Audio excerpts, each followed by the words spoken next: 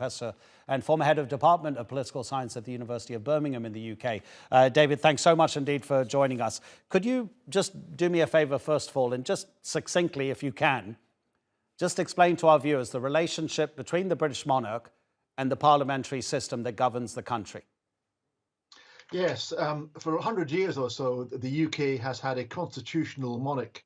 The role there is that the Prime Minister can receive advice and warnings from the sovereign, but actually no instructions. The democratic process is such that actually the power lies in theory with the Crown, but is exercised by the Prime Minister and his or her government. And today what we saw in Westminster Hall was a recognition of that. The King coming to Parliament to reinforce that relationship of advise and warn and to give counsel, but actually the power rests with the democratically elected House of Commons and Parliament more broadly as a whole. So that's the relationship. Yeah, there were a couple of phrases that he used that seemed to stick out. He spoke about the vital parliamentary traditions that exist, and then speaking about the parliament as the living and breathing instrument of our democracy. I mean, he didn't really need to remind the people who were in that hall, of course, but how important is it, and was it, over the course of the days since the Queen's death and going towards her funeral, that the country itself be reminded and see these traditions, that they understand more deeply how their country works?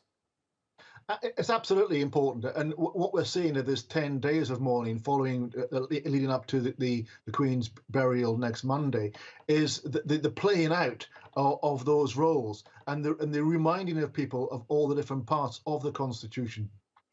It's the blending of the modern system of government with the historic and the heraldic aspects of the ancient Constitution dating back 1,000 years, and it's also important, of course, to reinforce that idea of where the constraints on the monarch are. So while we have a king, while everything is done in his name, we're also a democracy, and that the role of the king is tempered by the will of the people through their elected representatives at Westminster. And of course, it has an added dimension with Charles, because he has spent 50 years or so championing particular issues, the environment, architecture, particular forms of farming, and indeed you can I think assume that the world leaders arriving in coaches rather than each coming in their expensive and oil-consuming limousines is a reflection of his environmental concerns. But because he has a record on these issues, it's even more important that he has made clear, as he did in his first address to the nation, that his role as king would be different to that as the Prince of Wales, the heir in waiting. As the heir in waiting, he didn't waste his time. He didn't spend his time going to the horses. He spent his time championing inner city poverty, multi-faith issues in the UK, and environmental concerns. And now he recognises the importance of being able to sit back and allow the government to take those things, and allow perhaps his son to step into the role of the advocacy for those causes, while he takes a non-political role as the head of state. David, do you really expect him not to speak out as often about some of these issues, which probably don't have too much politics attached to them, do they? I mean, many years ago, he said that we should talk to plants because he understood the connection that humanity had with the natural world. And you talk about architecture, he's particularly against that, I can't remember the exact architectural term, but that ugly, destructive architecture that exists in the UK from the 1970s. Can he not, as king, speak about these things because of the gravity that might bring to those causes? Yes, I mean, architects were furious with him. He described the modernist library in Birmingham, where I live, as looking more like a building where books were incinerated rather than read. He described the planned extension to the National Gallery in London as the carbuncle on the face of an old friend.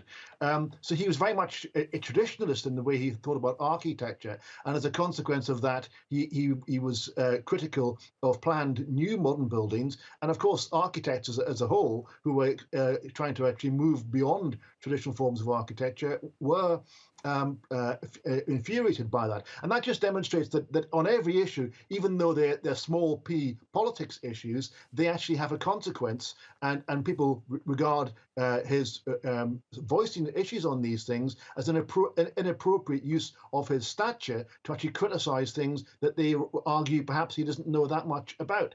So he is very much aware that he needs to keep his tongue in his mouth and to button his lip when it comes to these issues, because as sovereign he can't afford to be seen to taking these positions. One of the strengths of Her Majesty the Queen's role was that everyone liked her, but no one knew what she thought on any issue at all. She was polite, she was humorous, she was engaging, and everyone projected what they hoped she thought onto her, and no one knew. She never gave an interview, she never wrote a book, she never kept a diary.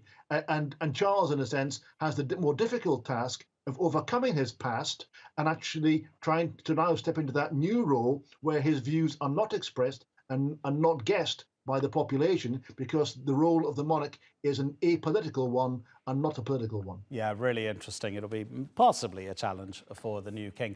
David, really appreciate it. Really interesting analysis. Thanks so much indeed for joining us. David Dunn speaking to us from Birmingham.